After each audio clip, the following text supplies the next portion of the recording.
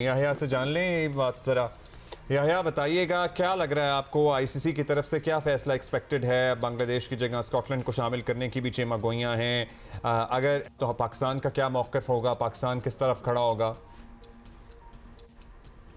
देखिए अब्दुल्ला, जो international cricket council की बोर्ड है उसकी अपनी तो कोई हैसियत है नहीं। ये जो जितने भी टेस्ट मुल्क हैं हम्म। उनकी नुमाइंदगी ये करते हैं और उनके वोट से जो है ये मुंतखब होते हैं।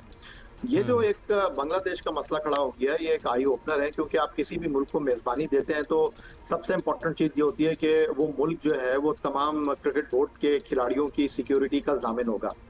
बिल्कुल वजह फरमाया माजिद भट्टी साहब ने कि पाकिस्तान और भारत का जो इशू हुआ, फिर उसके बाद फ्यूजन मॉडल डिस्कस हुआ अगले 3 सालों के लिए। सबसे बड़ा सवाल यह है कि भारत ये कहता है कि पाकिस्तान आने में उनके खिलाड़ियों को सिक्योरिटी खदशात हैं।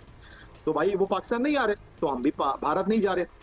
लेकिन अब अगर बांग्लादेश ये बात कर रहा है कि भाई हमारे खिलाड़ियों को भारत में खेलने पर सिक्योरिटी खदशात हैं, तो कैसे आईसीसी जो है वो ये कह रहा है कि जी आपको कोई खदशात नहीं है, आप जाकर खेल लें।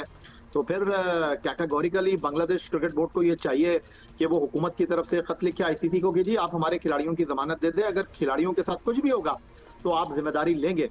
जहां तक पाकिस्तान क्रिकेट बोर्ड की बात है, तो पाकिस्तान क्रिकेट बोर्ड का जो स्टांस है, बिल्कुल पाकिस्तान क्रिकेट बोर्ड को बांग्लादेश के साथ कंधे से कंधा मिलाकर खड़ा होना चाहिए और उनकी आवाज बनना चाहिए, और उनकी आवाज को सिर्फ अपने तक नहीं बल्कि तमाम क्रिकेट बोर्ड तक उठानी चाहिए कि एक मुल्क को वर्ल्ड कप की मेजबानी मिली है, उसकी जिम्मेदारी है कि वो तमाम मुल्कों को जो है वो साउंड एंड सिक्योर करे। तो ये बांग्लादेश का जो मामला है इसको हल होना चाहिए। इसका ये सोल्यूशन नहीं है कि आप बांग्लादेश को कहते ये हैं तो थैंक यू खैर वेरी मच, या अगले रैंकिंग की हम टीम जो है यहाँ वो बैठे टूर्नामेंट ये का कह समझ रहे जाएगी। हैं it is definitely not a priority for them, at least यही लग रहा है, but that's all the time we have.